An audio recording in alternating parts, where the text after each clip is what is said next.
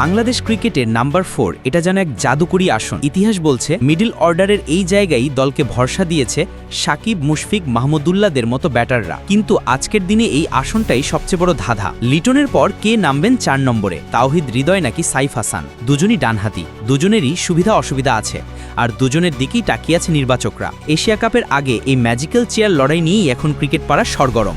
বাংলাদেশ ক্রিকেটের number 4 position সবসময় গুরুত্বপূর্ণ। একসময় এই জায়গায় ছিলেন সাকিব আল হাসান, মুশফিকুর রহিম কিংবা মাহমুদুল্লাহ রিয়াদরা, যারা ম্যাচ বাঁচাতেন আবার ম্যাচ জেতাতেনও। কিন্তু বর্তমান প্রজন্মে এই আসনটা যেন হয়ে উঠেছে ধোঁয়াশাপূর্ণ। বিশেষ করে টি-20তে নাম্বার 4-এ কে খেলবেন তা নিয়ে চলছে জোর আলোচনা। তাওহিদ হৃদয়ে এই জায়গায় কিছুদিন ধরে খেলছেন। ইনফোর পরিসংখ্যান অনুযায়ী গত বছর তিনি টি-20তে 25 গড় আর 125 স্ট্রাইক রেটে ব্যাট করেছিলেন। 2023 সালে সেই স্ট্রাইক রেট কিছুটা বেড়ে দাঁড়ায় 131-এ, গড়ও পৌঁছায় 30-এ।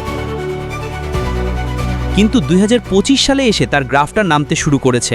এই বছর তিনি মাত্র 110 স্ট্রাইক রেটে 20 গড়ে ব্যাট করছেন। উপরন্তু অফসাইডে শর্টের অভাব তার দুর্বলতাকে আরও স্পষ্ট করছে। তবে হৃদয়ের কিছু বিশেষত্ব আছে।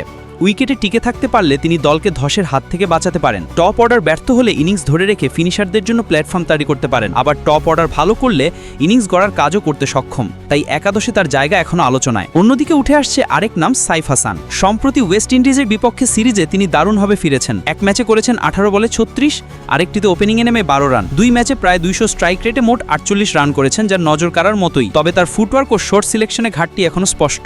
তারপরও হৃদয়ের তুলনায় সাইফ এগিয়ে থাকবেন কয়েকটি কারণে। প্রথমত, মিডল ওভারে স্পিন ভালো খেলেন সাইফ। এশিয়া কাপে সব দলেই থাকছে মানসম্মত স্পিনার। এই পরিস্থিতিতে ইনিংস সচল রাখতে তিনি দারুণ ভূমিকা রাখতে পারেন।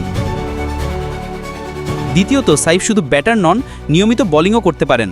দলের জন্য বাড়তি সুবিধা হবে এই পার্ট টাইম অফ স্পিন। তবে সাইফের দুর্বলতা নিয়েও প্রশ্ন আছে। ফুটওয়ার্কের ঘাটতি বড় দলের বিপক্ষে তাকে ভুগিয়েছে আগেও। অন্যদিকে হৃদয় প্রমাণ করেছেন চাপের মধ্যে বড় ইনিংস খেলার ক্ষমতা রাখেন, যদিও সেটা খুব ধারাবাহিক নয়।